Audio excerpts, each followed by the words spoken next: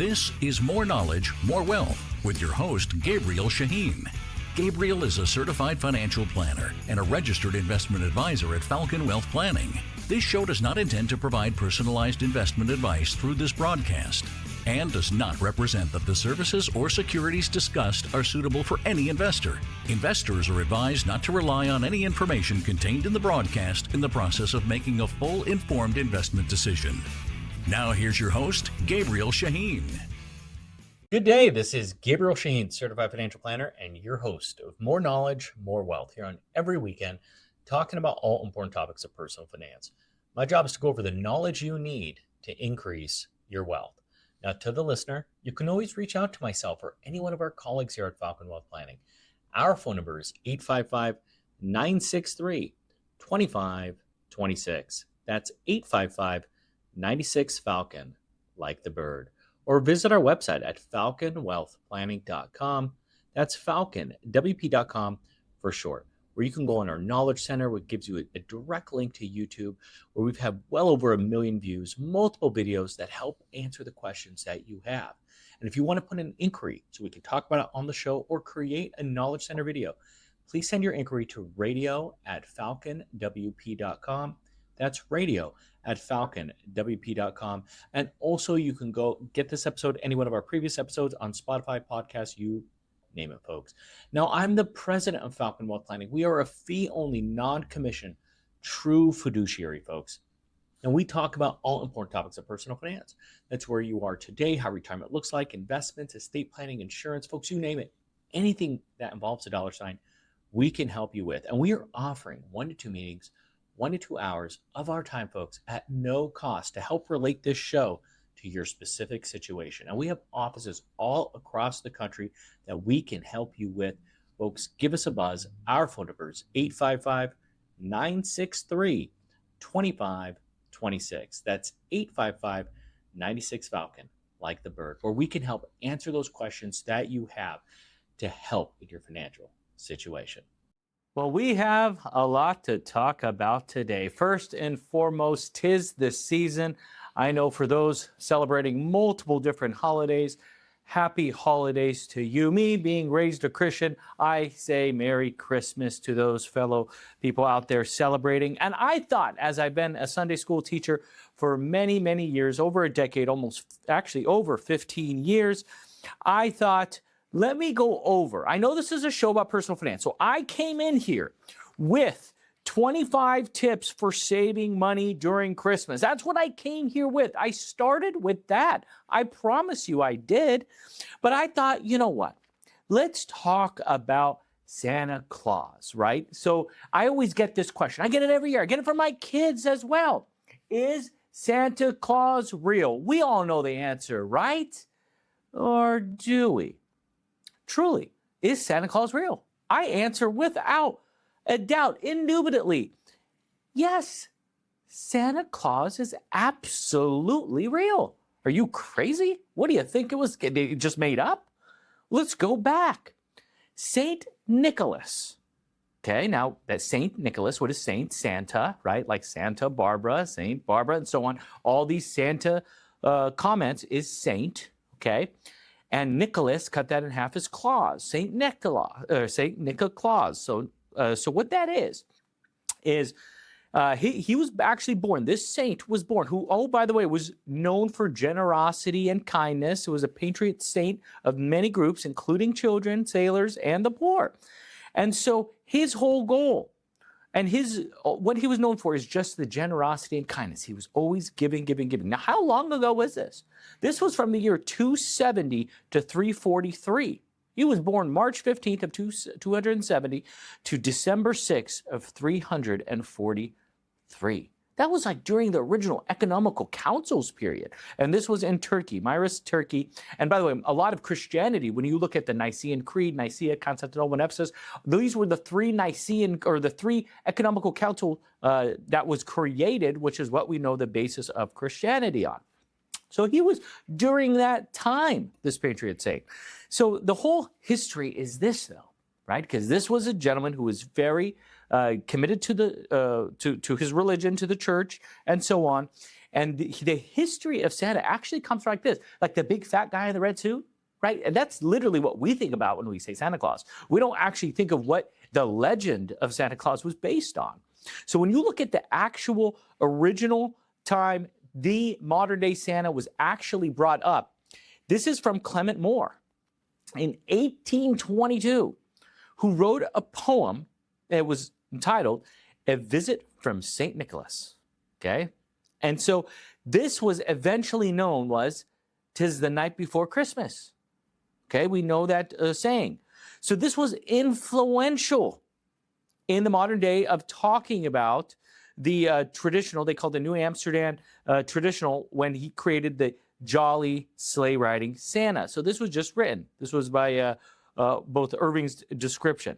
Now, this is important because when you look at "'Twas the Night Before Christmas," when you look at that, and you have to fast forward because now people have this like image in somebody's head. And it wasn't until a gentleman by the name, a political cartoonist of all people, of Thomas Nast, okay? So the first depiction of Santa Claus that matches the modern day image that was drawn in the political cartoonist in 1881 for Harper's Weekly. Santa was jolly, round, with a white beard and red suit trimmed with white fur, and a sack of toys for children. Nast always gave Santa his workshop in the North Pole with elves and a wife named Mrs. Claus. Interesting, just yet again, interesting concept of just how we're coming up with this. Started with a story by Clement Moore, then it went to a cartoonist illustration. Now here is the famous one. Here is the modern day one. And what this one is Coca-Cola. God bless these marketing machines. By the way, folks, if you're just joining me, you're listening to Gabriel Shahin, Certified Financial Planner, your host of More Knowledge, More Wealth here, and every weekend talking about all important topics of personal finance. And first and foremost, Merry Christmas. I thought I'm just talking to you guys about the origins of Santa Claus, not of why we celebrate Christmas. Right now, we are just talking about Santa Claus. And when you look at Coca-Cola's advertising played a massive role of the modern day image of Santa Claus. Now, they did not create the legend of Santa Claus, but in 1931, Coca-Cola commissioned illustrator Haddon Sundblom to create Santa images for the first time for their Christmas advertisement. Sundblom's paintings of Santa Claus established the character as warm, friendly, and human-like, with features such as rosy cheeks with a white beard and his beautiful twinkly eyes. It's funny how the migration of this has happened, but when you think about the core idea and purpose of Santa Claus, like my goal is to go over this every year to talk about this story because a lot of people don't know about it. The original concept of this is what? Yes, looking at that patron saint. But bringing this to the story of Jesus Christ's birth is extremely important. Because when you look at the core concept of giving, which is related what St. Nicholas did to the three wise men that gave gold, frankincense, and myrrh. Now, what is frankincense? We all know what gold is. Some say it's a precious metal that represents Jesus' kingly status. Frankincense is an incense or perfume that represents Jesus' divinity, and myrrh, an embalming oil or anointing oil that represents Jesus' death. So, right, everything is symbolism. Isn't it interesting? Everything is always in threes as well. Now, we celebrate his birthday, Jesus Christ's birthday, on December 25th. Now, here's the crazy thing about that. His actual birthday was January 7th. I don't know. This is interesting stuff, right? Because then you start going back to even the Gregorian calendars. Back from October 4th, you went to bed, and then you woke up on October 15th. Literally, 11 days just poof, disappeared, which is why you have some Orthodox Christians that celebrate Easter on a different day. That's more compared to the Julian calendar. And Christmas, some say January 6th and 7th as well, because they looked at the real day. They looked and actually pushed back the date forward. That was back in 1582. This was an absolute chaotic situation in England at the time when that happened. Because you think about it, if you have to pay rent every month, and instead of 30 days, now you have less than 20, you still have to make rent. Absolutely crazy that happened during that time. And a lot of this because Pope Gregorian over in Italy, and then the Catholic booming expansion when you have France and Spain and Portugal and many other cities, countries out there, and then eventually made its way to England, where they ended up adopting this calendar. So actually, Santa Claus is real. You didn't know that. December 25th is not even Jesus' real birthday. But this has become a cultural icon, Christmas. Keep in mind, Christmas, Christmas. It's a Christian holiday. I have Islamic friends that celebrate it. I don't know if they celebrate it, but they have a Christmas tree out front and decorate the house. My neighbors are Jewish neighbors.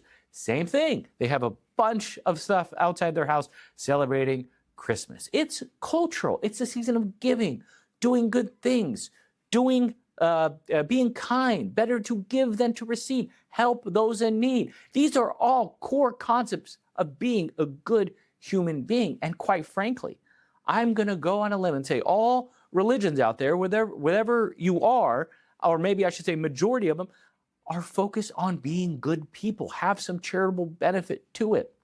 Being a good human being. I can't imagine logically any other religion would be any other way. Who would want to follow that religion to be a bad, evil person? So, the idea during this time of the year is, yes, of course, the reason of the season is thy Jesus Christ. But when you take a look at unifying the world, or at least we'll talk about America at this point, it is truly to just be a good human, better to give than to receive, to have a uniform approach of solitude, of calmness, and religious beliefs. Whether those who are Islamic, whether those who are Jewish, whether those who celebrate Kwanzaa and a few other things, they all seem to be around this time of the year. A few years ago, actually, it was Ramadan, Ramadan, Passover, and Easter. That was all on the same day. Of course, this is more Easter, but in regards to the holiday here, obviously Hanukkah and Christmas being the two major ones that are out there. So just look at this as a time where we can come together and just enjoy and respect each other. I'm not even mad. I used to be mad that all the attention is going to Santa and not from a religious point of view. But if it brings us a point of solitude where we all come together, enjoy calmness, be respectful, and wish best upon everybody else, then how is that a bad thing? Whoever your God may be will be thankful for that. Now, this is a show about personal finance. So I'm going to talk about the top 25 ways to save money on Christmas. And this is from friends here at Dave Ramsey. I'm going to share this with you, the top 25 tips for saving money during the holidays, during Christmas. I'll be right back after a few words. This is Gabriel Shahin, Certified Financial Planner and President of Falcon Wealth Planning. We wanted to offer you a free financial assessment for listening to the show so you can help relate it to your specific situation. We offer multiple services such as retirement planning, where you are today, how retirement looks like, talking about Social Security, real estate, planning, even if you own a business, talking about taxes, not just how to save money today, but also throughout retirement. Talk about investments, making sure you're avoiding those high fees, costs, commissions, and also estate planning and insurance, just making sure you're properly protected if, God forbid, something were to happen. And we're offering 1 to 2 meetings, 1 to 2 hours of our time at no cost. Give us a call. We would love to help. Our phone number is 855-963-2526. That's 855-96-FALCON, like the bird. Or visit our website at falconwealthplanning.com. That's falconwp.com for short, and fill out the form fill right there on our site. We would love to help you in your financial situation. We look forward to serving you. Welcome back, folks. Man, I just went over a whole segment talking about Santa Claus.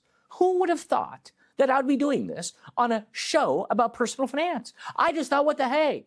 And I gave some credit over to Coca-Cola, who used this image of original poem back in 1822 to then for somebody who wrote and actually showed a picture of this person almost 60 years later in 1881 for then 50 years later in a Coca-Cola campaign in 1931 and said, hey, this would be a great idea for a marketing campaign since people do celebrate Christmas. And I thought this could be really, really cool to go over that. Hey, it's a show about personal finance. They look and take a situation around them and they look to capitalize off it. This is a form of capitalism. So, yet again, this is a Christian holiday that has become an American culture. But hey, reason for the season, Merry Christmas to everybody. But let's talk about, it could be too late, but let's talk about going forward, the top 25 savings tips for Christmas. Number 1 is going over and develop a gift-giving philosophy. I think just in general, you have to do that. Whether it is something that you are going to put budgets on or whatever the case is, it is something you just have to be honest with yourself when you're buying gifts. Are you going all out? Are you just keeping it simple? Are you going to go off Amazon? Whatever the case may be, it's just having a philosophy behind there, which is the second one, is having a budget. In general, that is one of the biggest things that is so popular. Heck, I've seen people that do this saying, I'm only going to spend $50 a person, or maybe I'm just going to do it for the kids of my siblings and not for the adults. Maybe you're going to do an elephant gift exchange, a white elephant exchange. You're going to do where each person you only have to buy one gift, yet again putting limits. Maybe you just have $500 you withdraw and you can only spend that cash. There are so many different ways that you can do it. But the third thing is you want to make sure you track your spending. Extremely important to do that. You want to know how you're progressing throughout the year. Write your list, check it twice, of who you're buying for and making sure you are tracking how much you are doing. Number 4, rein in on other expenses, folks, right? I mean, you can have a sinking fund here for Christmas, but it would be really nice if you can capture that and spend less in other categories, especially in the month of December, where you can that way spend that extra amount during Christmas. Number 5, choose time over money. Maybe some people, it's just the time of being together versus physical gifts. I know you're rolling your eyes saying, stop being cheesy, but maybe you just want to have experiences that you maybe would have done anyway, but you can give that sentimental meaning to it. Number 6, shop early. Heck, Black Friday has some fantastic deals. So that's something you can probably take advantage of versus that old Turbo Man show with Arnold Schwarzenegger, where he was in the movie trying to get this Turbo Man doll, and he ended up paying 5 times more for it, and it was cheap and breakable, and it was just a bad gift, and that's what happens when you procrastinate. Number 7, give fewer gifts. Maybe you tell your cousin Vinny, hey, maybe I'm not going to get you a gift this year. Don't worry about getting me one. And you could just focus on kids or those immediate family. Number 8, resist retail marketing. Do you know that last year, Americans spent almost $1 trillion last year on holiday shopping? Stick to your budget. That is crazy, the amount of money that is spent. That's almost 5% of our GDP just spent for Christmas gifts or holiday gifts. Whew, crazy. Number 9, use old gift cards. Maybe you received a gift card and you don't really care for it. Crazy idea. How about you regift it? Some of you may already do that, and bravo to you. But those who think like, wow, that's cheap, that's not nice. What about the person who gave it to you? How about this? Just don't give it back to the person who gave you that gift card, right? It's just like the old toaster oven or bread maker. You keep passing the same bread maker around. No. You want to make sure that you know and keep track who gave it to you originally. Number 10, here's an important one. People forget about this all the time. Order online early. Sometimes there are delays, multiple people going through that sale. If you are going to be an online shopper, please do it in advance. Number 11, how about this? Combine your orders. If you combine your orders, sometimes you get better discounts. They may give an extra 10 to 20 to 30% off. Maybe there was free shipping, but that is something that could save a lot. A gift that somebody may like, you can get the same or similar one with a different color, whatever it may be, but that's something you can be consistent to potentially get a better deal. Number 12, please, just live by the list. Like I said, just like Santa, checked it twice. By going and staying organized and sticking to the plan, it will help eliminate you going over budget. Number 13, say no to random gift exchanges. I know we talked about it before, but if you're doing 10 different random gift exchanges, you are unnecessarily paying 10 extra gifts. So you want to make sure that you are not just frivolously going out there and going over budget to participate in some holiday fun. I get life is balanced, but this is crucial for those who are tight on a budget. By the way, folks, if you're just joining me, you're listening to Gabriel Shahin, certified financial planner, and your host of More Knowledge, More Wealth here on every weekend. And we're talking about all important topics of personal finance. And my job is to help save you money, help grow your net worth, and help you make right decisions. That is the core idea. Number 14, go in on a group gift. I've done this multiple times for my mother. I've done this multiple times for a sibling, maybe for a big birthday. But all of us, instead of each of us spending $50 to $100 on a gift, we maybe 4 of us can all pitch in $20 to $40 for a gift to get them one bigger item. So this is something sometimes really, really good for that thing. I'll throw in my idea as well. What I typically do is if my wife's birthday is on October, December is the holidays or anniversaries in January, and Valentine's is on February, maybe one gift to maybe cover 4 or 5 months. Just an idea. It would have to be a really, really big gift. I've done that once or twice, and guys, it was a really, really big gift.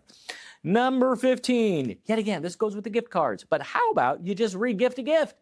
I was actually surprised and a little annoyed with my wife back in the day when I'm like, why are you not giving my kids all their gifts that they got on their birthday? They said, well, they're not going to appreciate the gifts. What is a 5-year-old going to do with 15 toys all at once? I think we all can answer that for those who have had kids. So the idea is what? To maybe let them play with 2 or 3 at a time. Now, number one, they may forget about the other gifts because, quite frankly, kids just want you. They want experiences. They want to play. They want to have fun. Toys are great, but whether you have 5 toys, 15 toys, or 50 toys, they can only have 2 hands in a certain amount of time. So regifting a gift could make sense, especially if you involve the kids and say, which ones do you not or like the least? Hopefully you have a child that says, chooses a few versus one that doesn't say, I need them all. Number 16, how about you try this? Make some presents. This could be very personal, memorable, where people want to keep that. Anybody would come to my office over at our headquarters here in Southern California, they will see my office is just blasted with my kid stuff.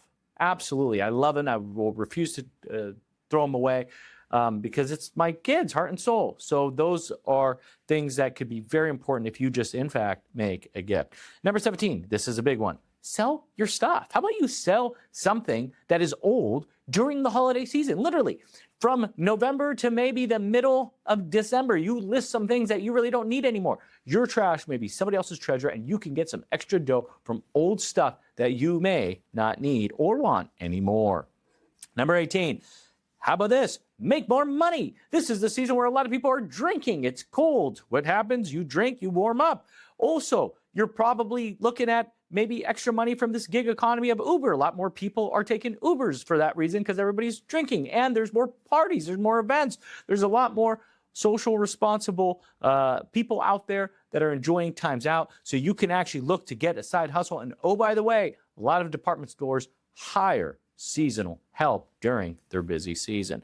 Number 19, you can spend less on just normal traditions. This is something that, whether it's on Christmas cards or just overpriced Waterford crystal ornaments or whatever it may be, but you can look to cut costs, whether it's that authentic German chocolate cake for Santa or something else. So you can look to just calm down a little bit. Number 20, get thrifty with stocking stuffers. You know what? You got the Dollar Tree that's out there, and a lot of the stuff they have for $1.25, because of inflation, they moved up from $1 to $1.25. You can save probably $2 or $3 versus a Target or Walmart, because they're selling it for $3, $4, $5, maybe even $6. Number 21, donate to charity. Hey, what's better than that, right? So by donating to charity of somebody's cause that you know they're passionate about, and you can even give the donation in their name. So technically, you give $100, depending on their tax bracket, might save them $50 in taxes. Just an idea. Have a virtual party. Ooh, I don't know about this one. This makes sense for a lot of people that are scattered across the country, but this is something that can make sense. Just instead of traveling, you can just do it virtually. Number 24, wrap gifts creatively. I remember wrapping gifts in newspaper. I used to do it in the comics. It was more colorful. Now, these days, I don't even know if they're around, the comics in newspapers anymore. And I'm not even that old. I'm in my 40s.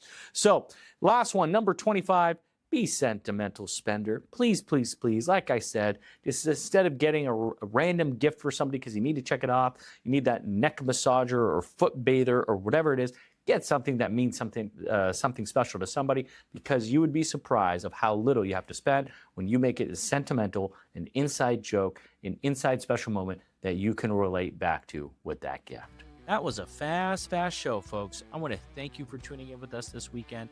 You can always reach out to myself or any one of our colleagues here at Falcon Wealth Planning. Our phone number is 855-963-2526. That's 855-96-FALCON, like the bird. Or visit our website at falconwealthplanning.com.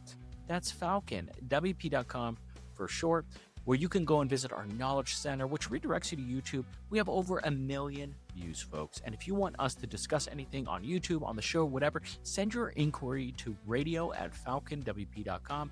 That's radio@falconwp.com. And if you want this episode, any one of our previous episodes, you can go on podcast, Spotify. We have them all there. And folks, we want to thank you for your trust. We want you to feel free and feel comfortable. Reach out with any questions that you have.